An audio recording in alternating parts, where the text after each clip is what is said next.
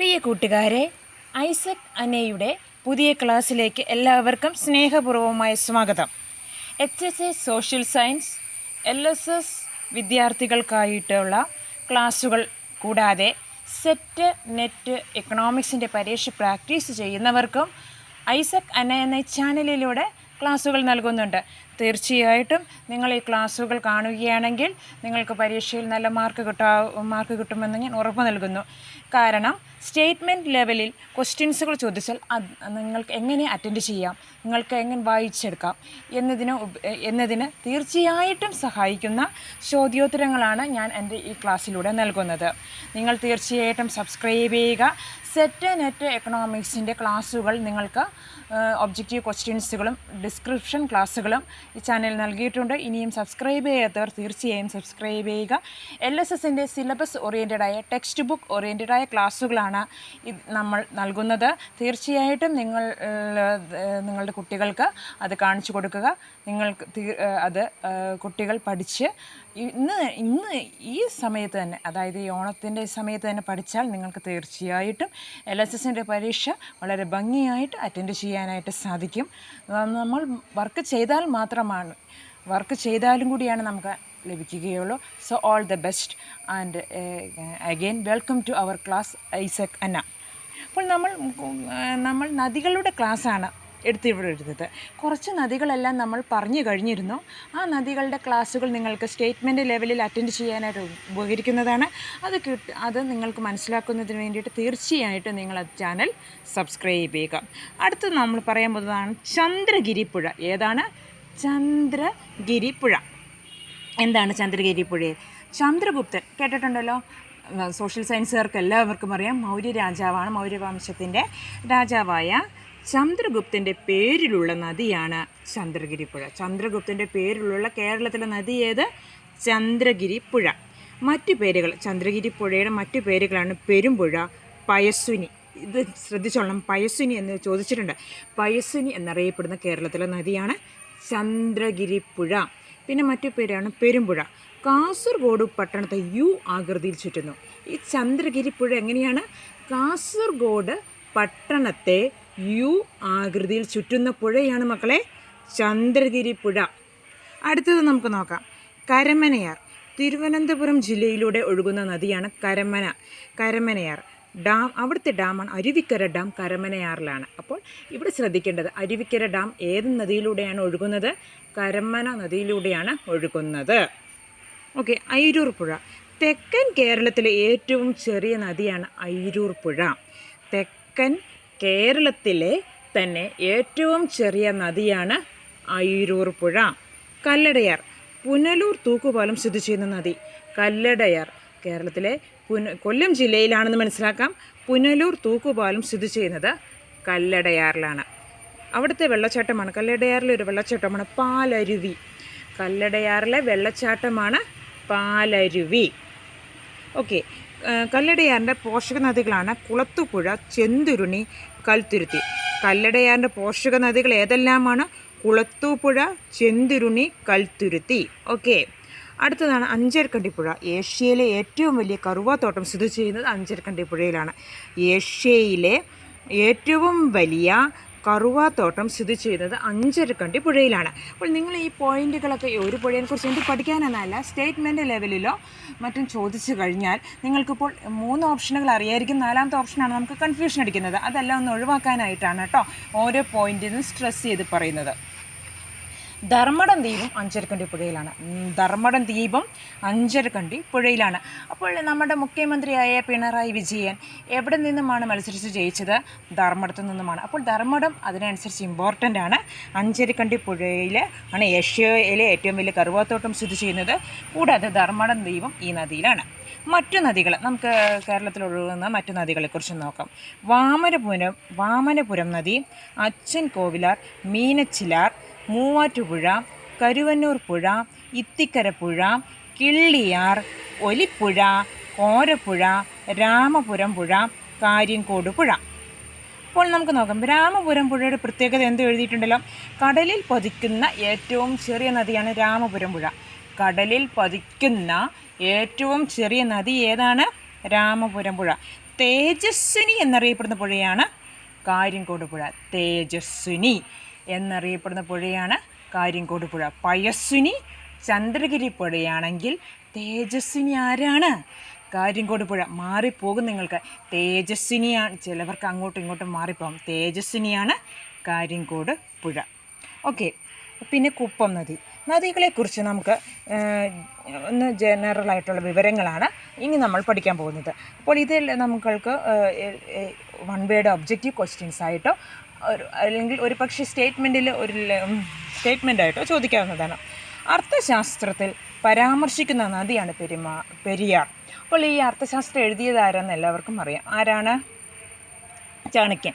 അപ്പോൾ അർത്ഥശാസ്ത്രത്തിൽ പരാമർശിക്കുന്ന നദിയുടെ പേര് പെരിയാർ. മലബാർ മാനുവലിൽ പരാമർശിച്ച നദി, വില്യം ലോഗൻ്റെ മലബാർ മാനുവലിൽ പരാമർശിച്ച നദിയാണ് കോരപ്പുഴ. വില്യം ലോഗൻ്റെ മലബാർ മാനുവലിൽ പരാമർശിച്ച നദിയാണ് ആരാണ്? കോരപ്പുഴ.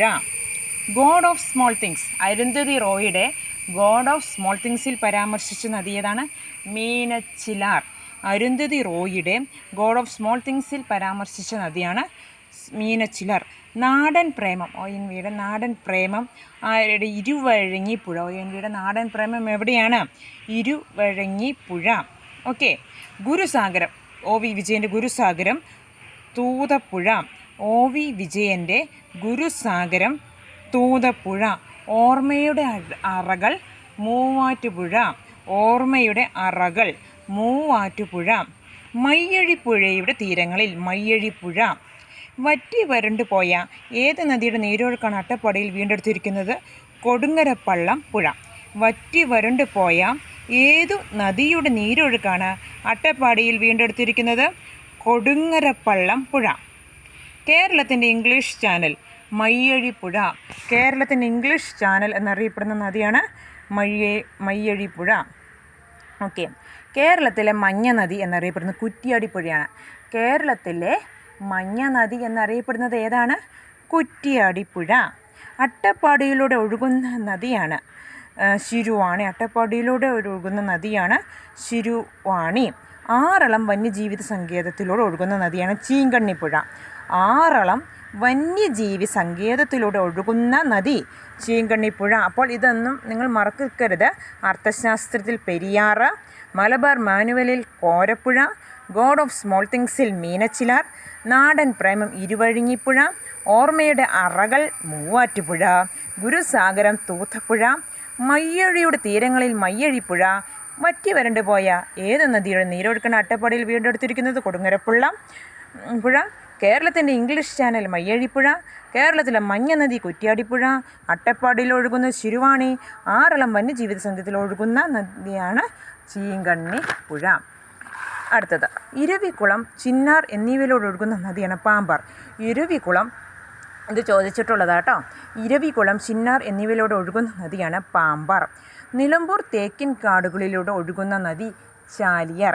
നിലമ്പൂർ തേക്കിൻ കാടുകളിലൂടെ ഒഴുകുന്ന നദിയാണ് ചാലിയാർ.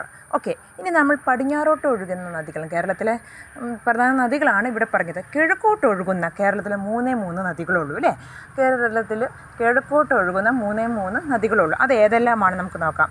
കബനിയുണ്ട്, ഭവാനിയുണ്ട്, പാമ്പാറുണ്ട്. ഏതൊക്കെയാണ് കേരളത്തിലൂടെ കിഴക്കോട്ട് ഒഴുകുന്ന 3 നദികൾ?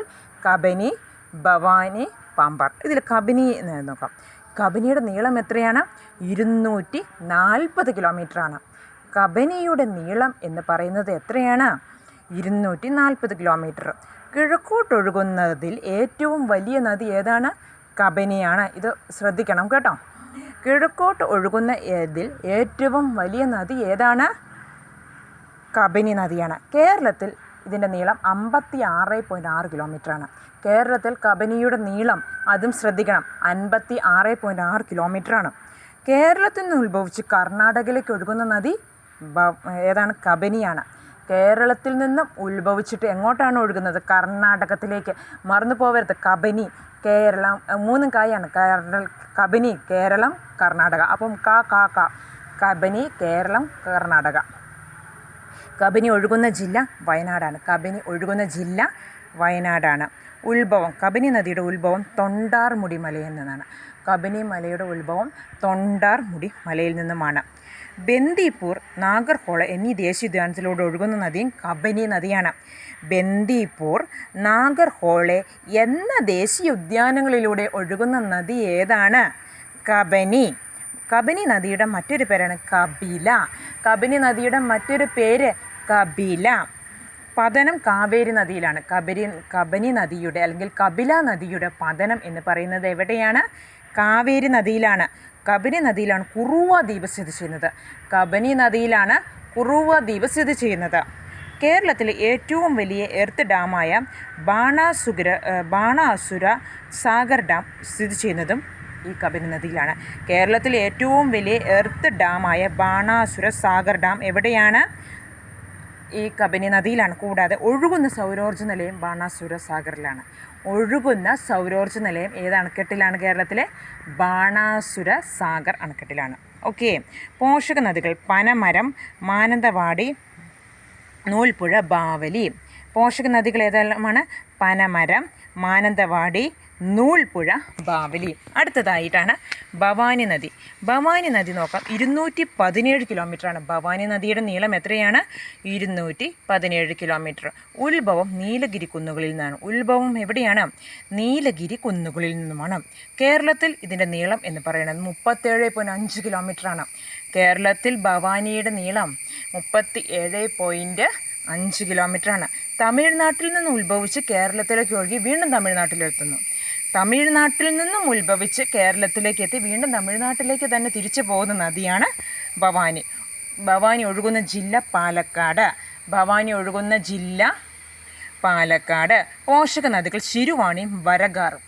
ഭവാനി നദിയുടെ പോഷക നദിയാണ് ശിരുവാണിയും വരഗാറും. മറന്നു പോവരുത്.